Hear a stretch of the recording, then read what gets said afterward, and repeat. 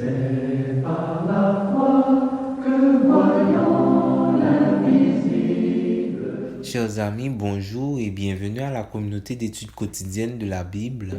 Ils se sont levés à l'appel du Seigneur. Quel plaisir de vous saluer en ce 29 août 2024 pour continuer à partager avec vous la lecture de la méditation quotidienne pour adultes tirée du livre Dieu est ainsi, portrait de la grâce et de l'amour divin écrit par Roberto Herrera.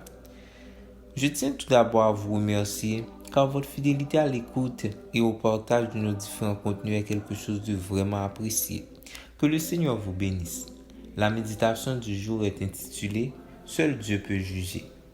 Ne jugez de rien avant le temps, avant la venue du Seigneur, qui mettra en lumière ce qui est caché dans les ténèbres et qui manifestera les desseins des cœurs. Alors, la louange de chacun viendra de la part de Dieu. 1 Corinthiens 4, verset 5. Même si le christianisme promeut la pratique de plusieurs disciplines spirituelles dans le but que nous croissions tous dans notre expérience du salut, nous pouvons dire avec assurance que le jugement des autres ne fait pas partie de ces disciplines. Dieu s'est réservé le droit de juger chaque être humain et, de fait, la Bible dit qu'il a fixé un jour où il mènera cette tâche à bien. Voir Acte 17, verset 31. L'apôtre Paul fait référence à ce jour en indiquant qu'il coïncidera avec la venue du Seigneur. Tout jugement que nous émettons est fondé sur une information limitée et n'est qu'une opinion fondée sur des indices incomplets. C'est la raison pour laquelle on a condamné plus d'une fois des innocents et acquitté des coupables.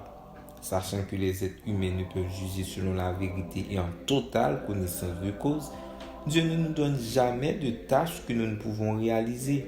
Aussi nous conseille-t-il de ne juger personne avant que lui-même ne l'ait fait. En ne suivant pas ce conseil, nous nous exposons à croire ce qui n'est pas vrai, à condamner l'innocent et à être trompés par ceux qui, étant coupables, savent très bien le cacher et même faire passer les autres pour coupables. Je me suis vu plus d'une fois bénéficier du fait que mes parents aient pensé que mes sœurs avaient fait quelque chose que j'avais fait en réalité. Mais j'ai aussi payé le fait que quelqu'un en soit venu à croire que j'avais été la cause de sa souffrance ou de son problème, alors qu'en réalité, je n'étais pas impliqué. J'ai fait des erreurs de jugement à l'encontre de mes enfants, de mon épouse, de mes amis, des dirigeants et de ceux que j'ai dirigés. Je n'ai jamais eu l'occasion de jouer le rôle du juge qui n'aurait commis aucune erreur. Pourquoi? Parce que je ne connais pas les pensées d'autrui. Je ne sais ce qu'il a fait en mon absence. Et pour bien juger, il faudrait clarifier ce qui est caché et connaître les pensées. Seul Dieu peut le faire et le fera. Mon frère, ma sœur, retirez de votre liste de tâches en suspens celle de juger le prochain.